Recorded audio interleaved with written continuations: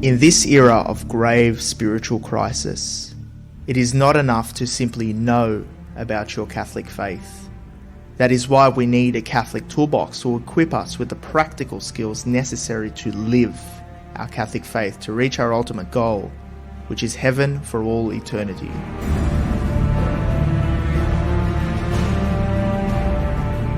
Do not merely listen to the word and so deceive yourselves. Do what it says.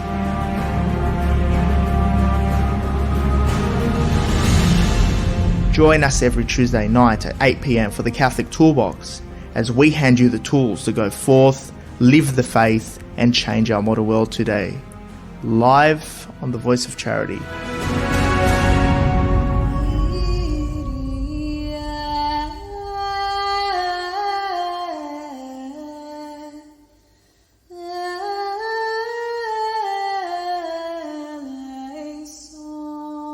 Welcome back to another week on the Catholic Toolbox, the Art of Practical Catholicism. I'm your host and founder, George Manassa, here as we equip you with practical tools to live your faith in our modern world of today. And this week, I brought a good friend of mine here on the show, James Ramos. Welcome to the show. Thanks, George. Thanks for having me. It's great to have you here. And for those who don't know you, you're the headmaster of Wollemi College out in that's correct. Warrington, out west in Sydney's west. Yeah, that's correct. Yeah, so we're an independent school of about 480 students, boys school, obviously that teaches the Catholic faith. And we will be celebrating our 25th anniversary next year.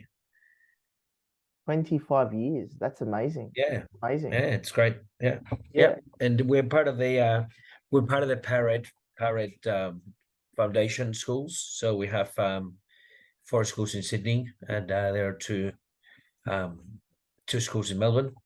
And we're sort of growing and expanding. Excellent. For that, many people might have heard of Redfield College within Sydney and Tangara School for Girls, but some people may not have heard of Wollemi and Montgrove, the ones out in Western Sydney. That's right. It's become a lot more popular lately with many young families who aspire to be sending their kids to Wollemi College or already have their kids enrolled in Wollemi and Montgrove. But it's a testament to the tremendous work that PARED does. And what is PARED for those people who haven't heard of what PARED Foundation is? Look, PARED is basically a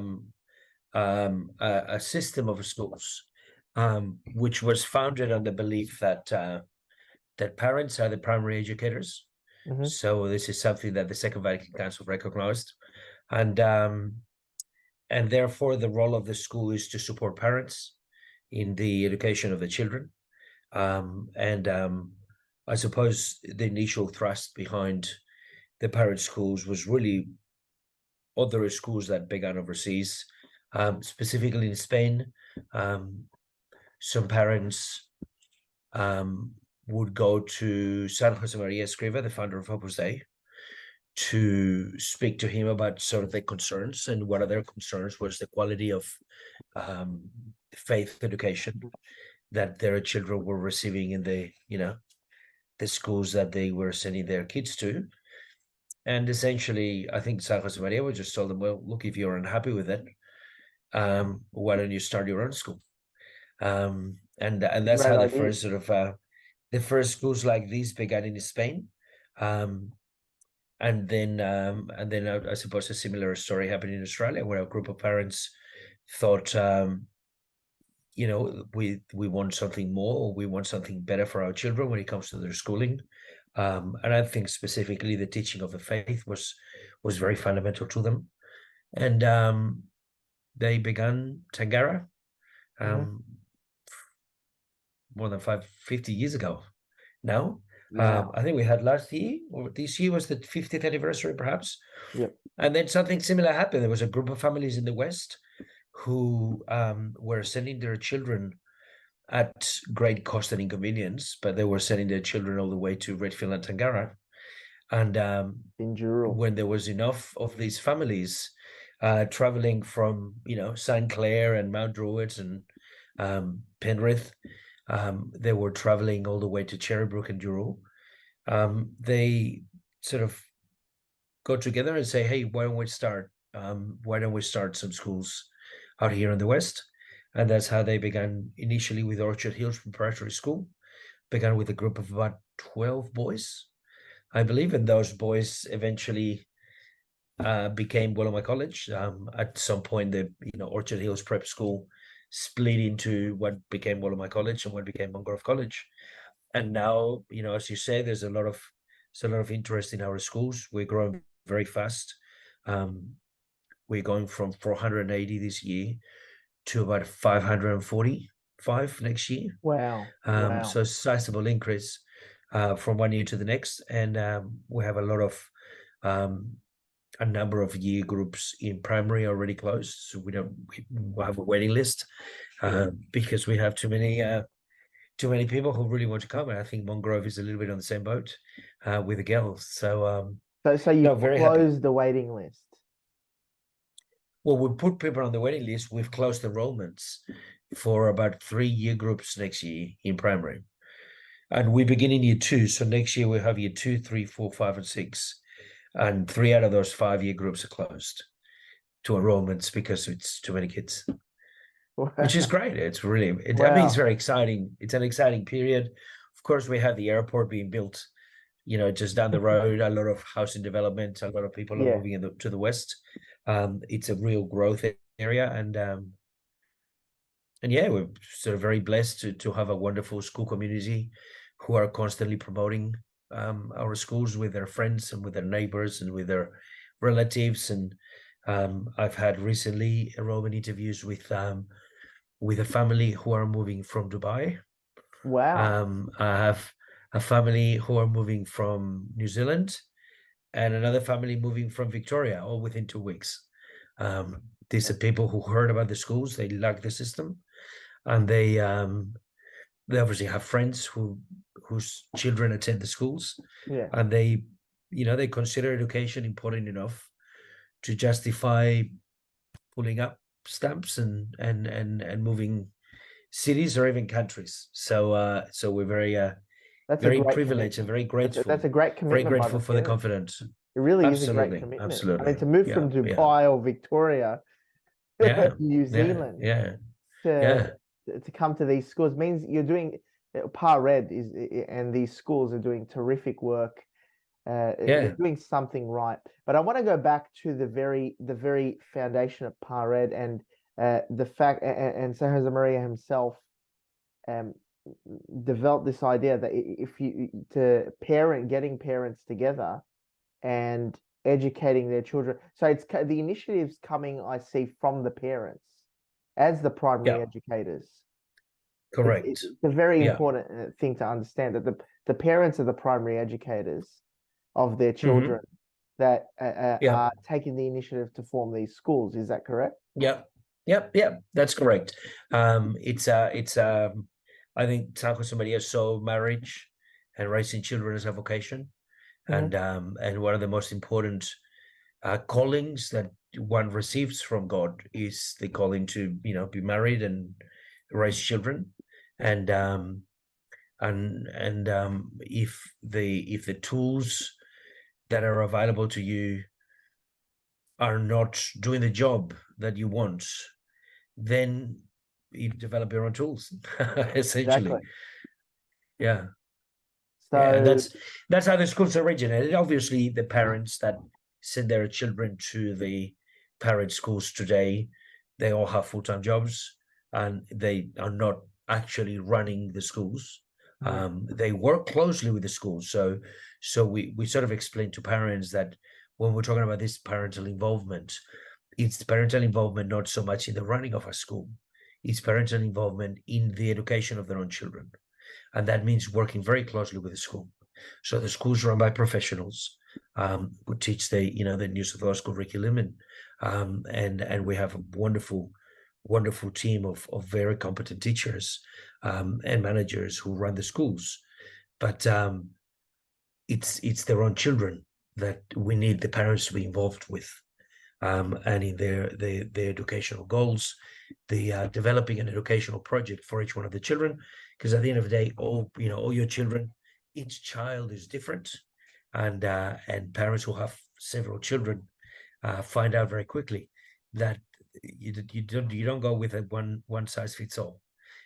Each one of your children is unique, and therefore you need to develop a very very personalized educational plan, which then you develop in cooperation with the school. Excellent. Excellent. So we have Because I remember just being dropped off to school, but there was great involvement from my parents, being a Lebanese school and together. Mhm. But for the many stories I hear from so many people, it's just simply to drop off their kids to school, pick them up, hear once a year from the teacher on a parent-teacher interview. But I think many people, many of our listeners may not understand what does it mean for the parents in the Par-Ed schools to be involved in the primary educators. Yeah, look, it's I often explain to people, I think I'm a primary school teacher originally. Yeah. The public primary school system in Australia is very good. Mm-hmm. And the Catholic school system, it's very good when it comes to primary schools.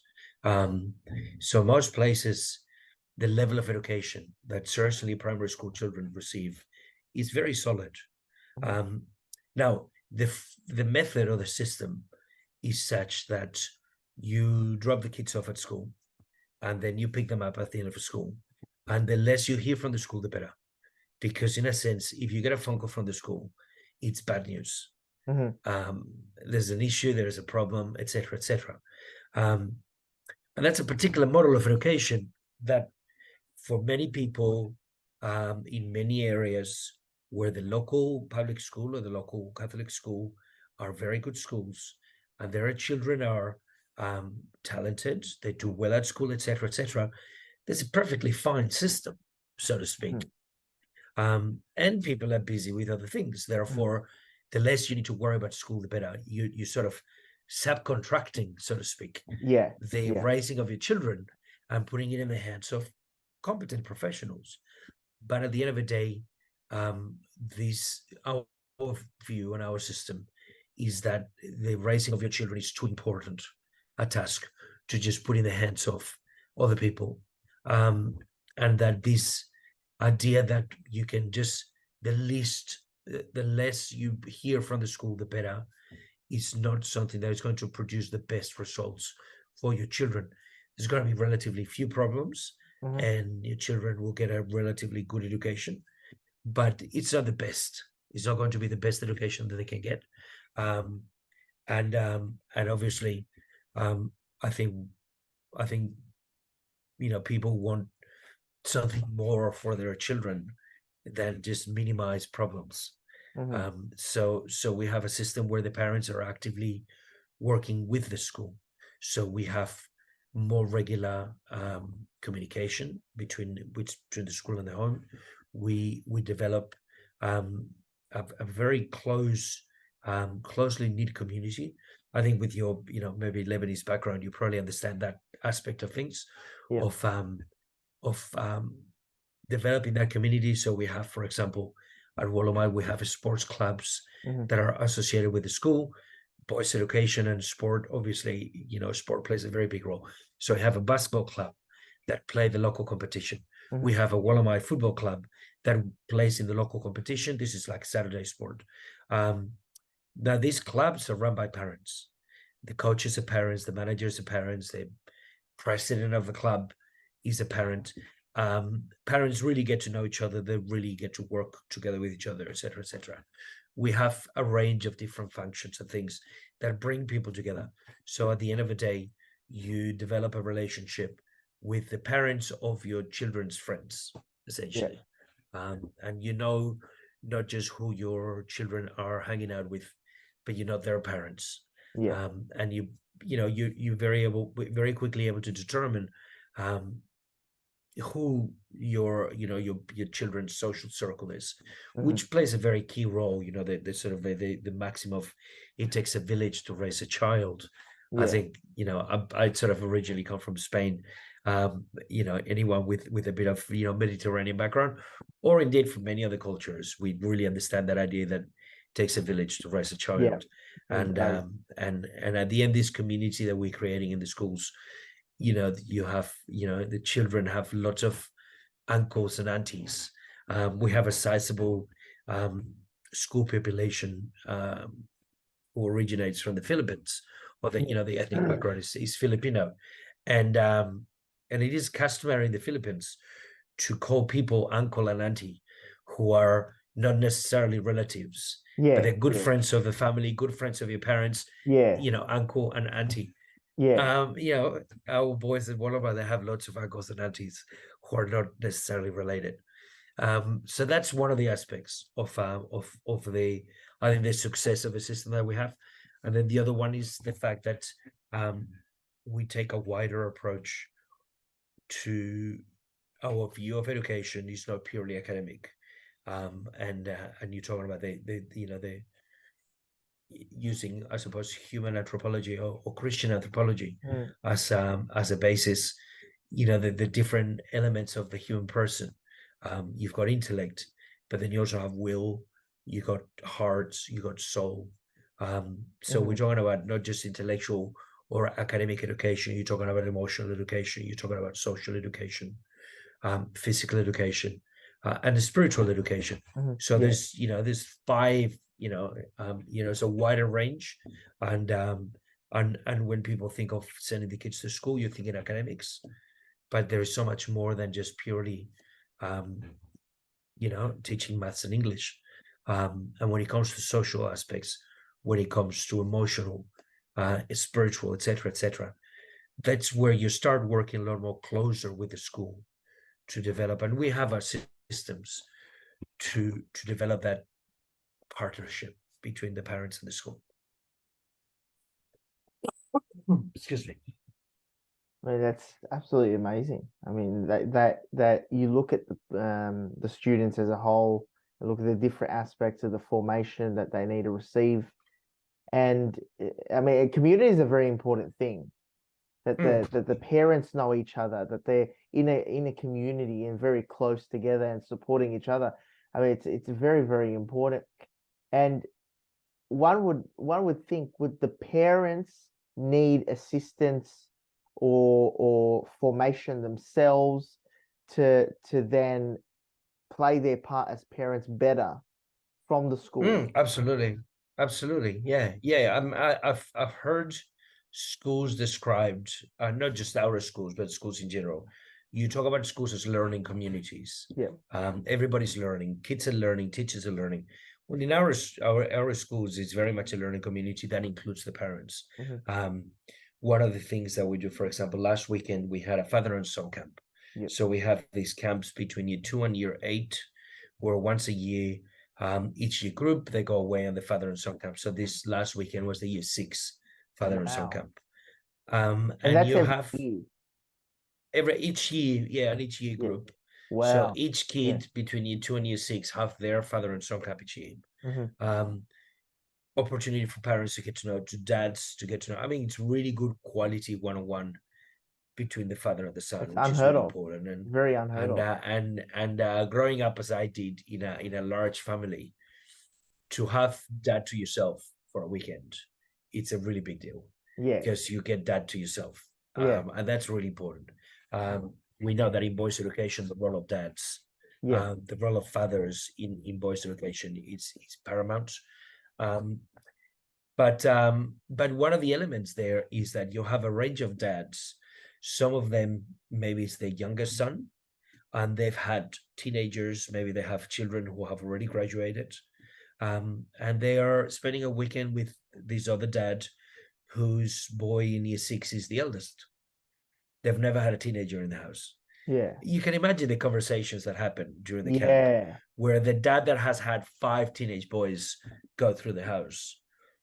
It's an amazing source of wisdom for the younger dad whose eldest son is in year 6 Hmm. and who's never had a teenager in the house. So you develop that friendship, but you're starting year 2. By the Yeah. time you get to year 6, you have the confidence to pull this dad aside and say, listen, how do you deal with How did you, what are the main things? What do I need to know, etc., etc. So there's a lot of wisdom transmitted, between parents. There is a lot of collective wisdom that happens.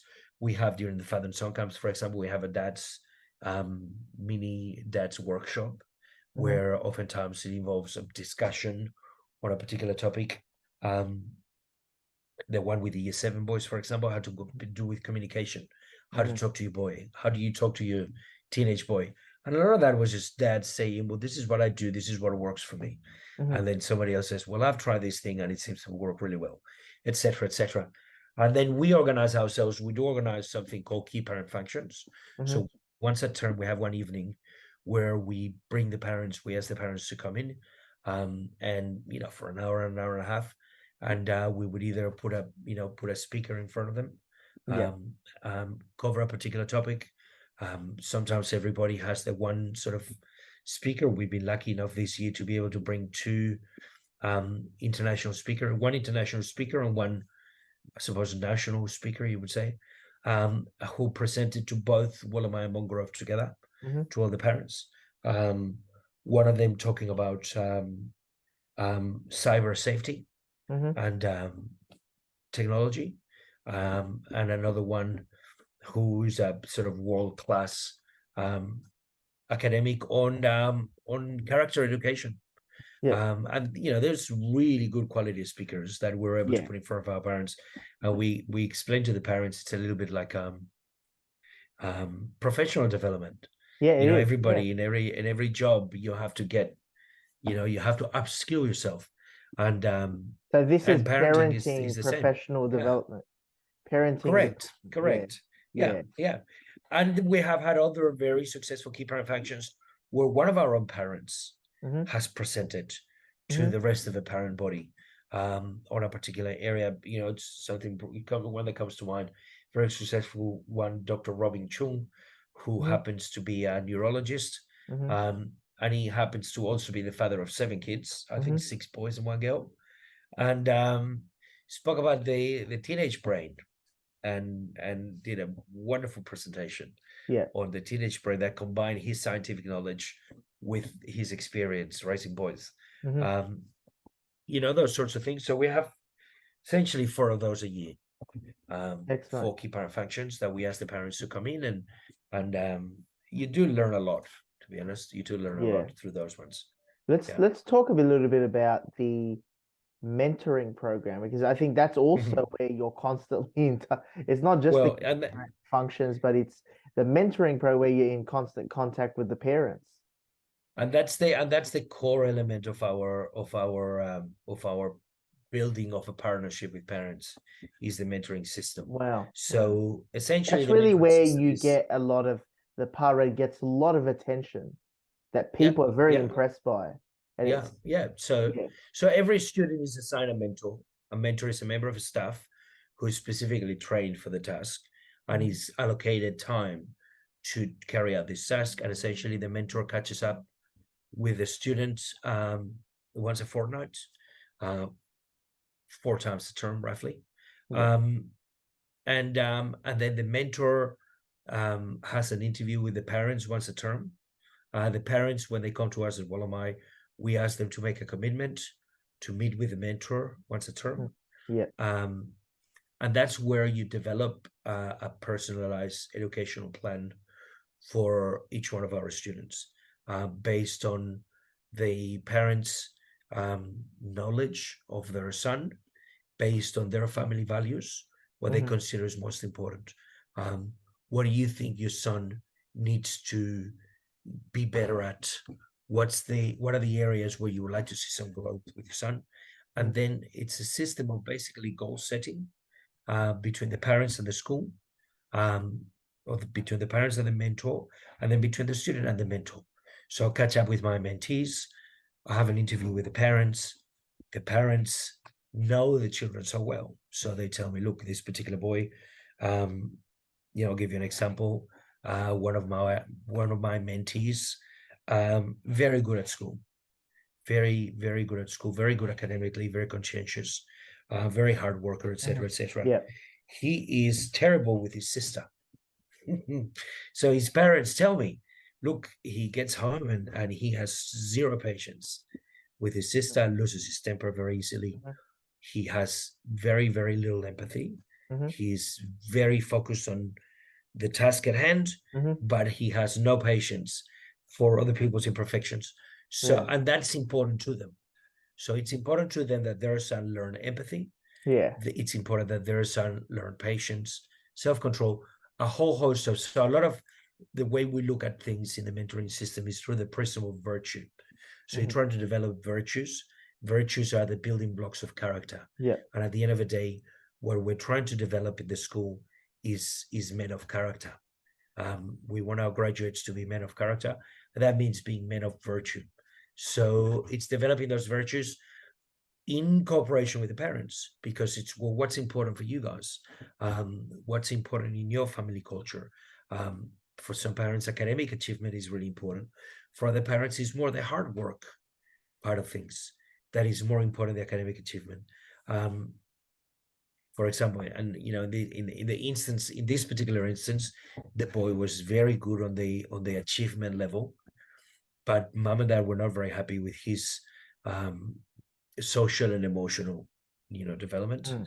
So we Yeah. discuss, we did, I give them some ideas, some strategies, some things that they could use at home to help the boy learn empathy and patience. Mhm. Then I develop with the boy some weekly goals.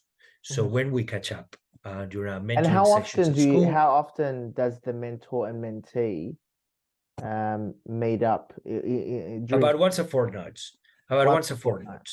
fortnight. Yeah. Excellent. So we we catch up, we go for a walk. I ask him how are things with his sister, get him to reflect on maybe what are some of the things that trigger his reactions to his sister. Yeah. Yeah. um we discuss little strategies that he might be able to put into place to not snap at Mhm. his sister. Um, Depending on the age of a boy, you might cover different, a range of different topics. Yeah. For an older boy, how to treat women might come into play. For Mhm. a little boy, that might be out of his scope Yeah. to consider that particular aspect. So it has more to do with self-control, with count to 10 under your breath, walk away when she's trying to get a reaction out of you, etc., etc. We'll talk about that. So strategies to deal with Yeah, the day-to-day, whether it's absolutely. In the midst academic, of it, whether it's personal, without or then focusing too much spiritual on stuff that, as we talk well. about other things. See, ask him, Spiritual tell life me as about your well. weekend. Absolutely, yeah, yeah. Different goals. There'll be times where during the month of May, for example, the goals might be more oriented towards piety. I know that regularly with some of my secondary boys, we talk about, well, how often do you go to mass? We have mass at school every day. Secondary boys might choose to go to mass if they want to. They Mhm. don't have to. Um, and sometimes one of the goals is, obviously, not every family that we have is Catholic. And I would first want to know from mom and dad whether weekly mass is something that is part of their family values, Mhm. which is something that they would like their son to do more of. And then we'll talk about, okay, how often are you going to mass? Sort of recently, one of my mentees, he was going to mass about twice a week. Mhm. I asked him which days. He kind of said, well, when I feel like it. And I said, okay, maybe the next step is to commit to 2 specific days. So you don't leave it up to chance. You Yeah. don't leave it up to how you feel, but you're actually making a commitment to go to mass on Tuesdays and Thursdays, or Yeah. whatever 2 days you choose to do it. It's small steps. So a lot of, at the end of the day, it's just little goals, little baby steps to develop a range of different, different virtues. That's amazing. That's absolutely amazing. And let's go into 3 practical tools. What can people Yeah. listening to this learn about or take from, let's say, the concept of mentoring and helping the next generation, grow? Because Yeah. I'm a big Yeah. believer in mentorship and Yeah. really helping the next generation to grow. What can we Yeah. learn from the values of Wollemi College and the PARED system that people Look, can take action yeah. with now? What are 3 Yeah. practical Look, tools? 3 practical tools. The first, look, one specific thing is the concept of an educational plan. for each one of your children. Something that you don't need a mentor to do this. Yeah, okay. You don't need a teacher to do this. Mom and dad sit down and figure out what's most important. What are our core values as a family? And then for each one of our children, what are the more significant strengths and more significant weaknesses in our son or our daughter? What are some of the areas that we would like their character to develop? But I think having very clear sense of family values and family culture, what are our values, and how are each one of our children aligned with those values or not? Because the saddest thing is when you have an 18-year-old who moves out of home and then stops going to mass automatically.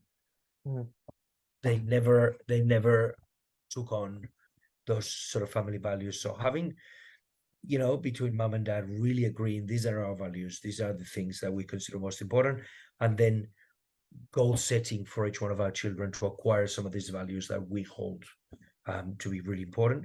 So that would be one thing. I think one second thing, the idea of focusing on character. I remember somebody describing education as education is what is left after you've forgotten everything you learn at school. We learn a lot of content.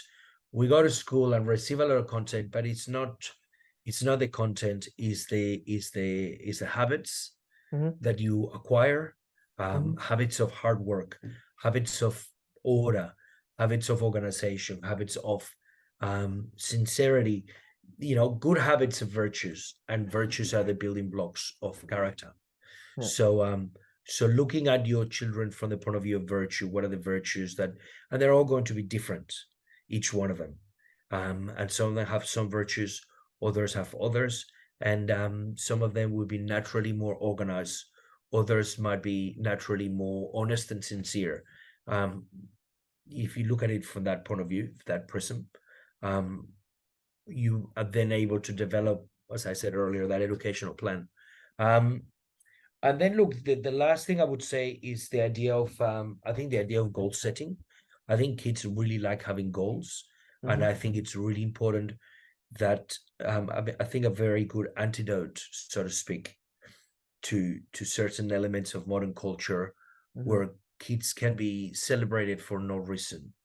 And there can be overinflated egos, or, oh, you can do anything and you can, which eventually can lead to negative consequences. I think more important than that is fostering achievement by setting up simple goals and then recognizing those simple goals. Yeah, even if it's something small. Something tiny, something really small. This is your goal for next week. There are two things that we push with our boys. One is PB, personal best. It's all about PB. Can you do better than you did before? Don't compare yourself to anybody else. Don't compare yourself to your siblings. Don't compare yourself with your classmates. What's your personal best? And can you do better than you did before? And then the other concept that we use with them, I think it's really useful, is the 1%. The concept of 1%. We have, these posters with PB, and they'll have these other posters that just have 1%. And the boys know 1% means, can you do 1% better today?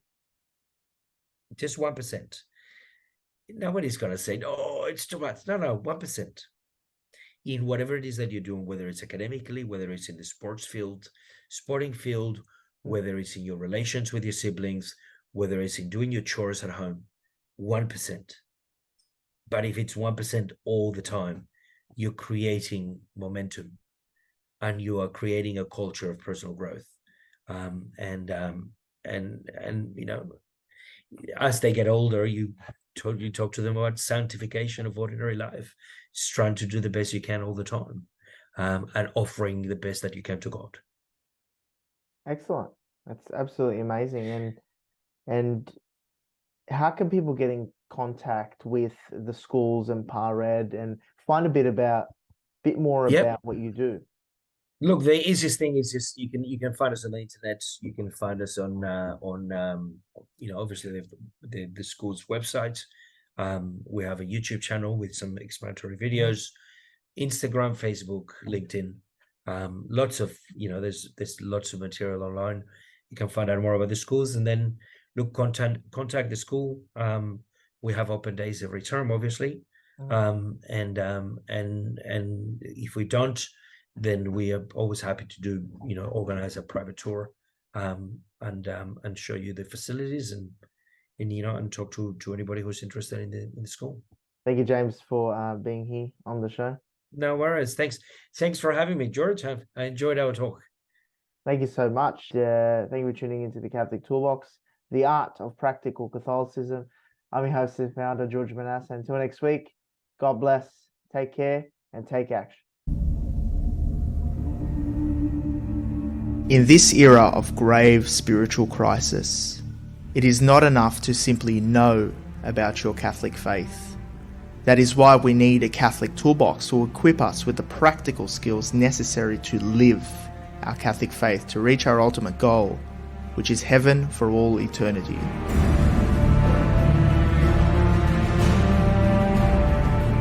Do not merely listen to the word and so deceive yourselves. Do what it says.